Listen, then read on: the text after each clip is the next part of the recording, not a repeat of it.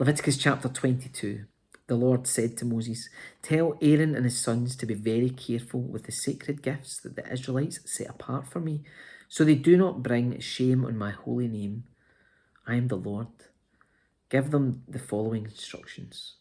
In all future generations, if any of your descendants is ceremonially unclean when he approaches the sacred offerings that the people of Israel consecrate to the Lord, he must be cut off from my presence. I am the Lord.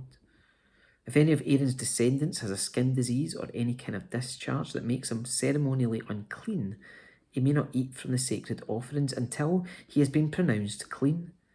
He also becomes unclean by touching a corpse, or by having an emission of semen, or by touching a small animal that's unclean, or by touching someone who is ceremonially unclean for any reason. The man who is defiled in any of these ways will remain unclean until evening.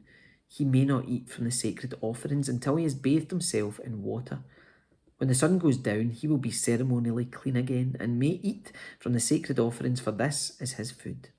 He may not eat an animal that has died a natural death or has been torn apart by wild animals, for this would defile him. I am the Lord. The priests must follow my instructions carefully, otherwise they'll be punished for their sin and will die for violating my instructions. I am the Lord who makes them holy. No one outside a priest's family may eat the sacred offerings. Even guests and hired workers in a priest's home are not allowed to eat them. However, if the priest buys a slave for himself, the slave may eat from the sacred offerings. And if his slaves have children, they also may share his food. If a priest's daughter marries someone outside the priestly family, she may no longer eat the sacred offerings. But if she becomes a widow or is divorced and has no children to support her, and she returns to live in her father's home as in her youth, she may eat her father's food again. Otherwise, no one outside a priest's family may eat the sacred offerings. Any such person who eats the sacred offerings without realising it must pay the priest for the amount eaten plus an additional 20%. The priest must not let the Israelites defile the sacred offerings brought to the Lord by allowing unauthorised people to eat them. This would bring guilt upon them and require them to pay compensation. I'm the Lord who makes them holy.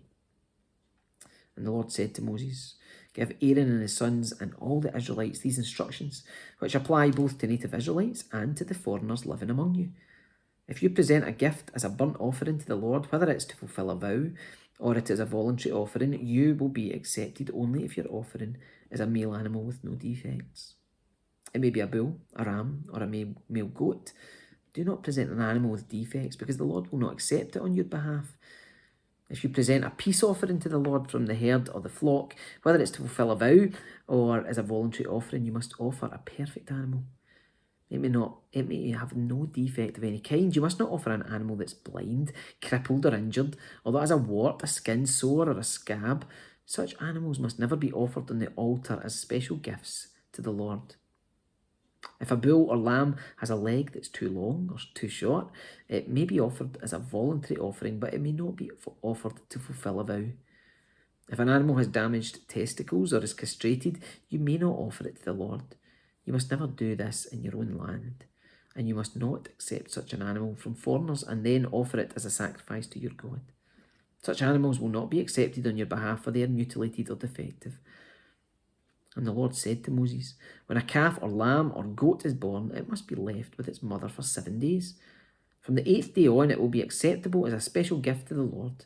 But you must not slaughter a mother animal and her offspring on the same day, whether from the herd or the flock.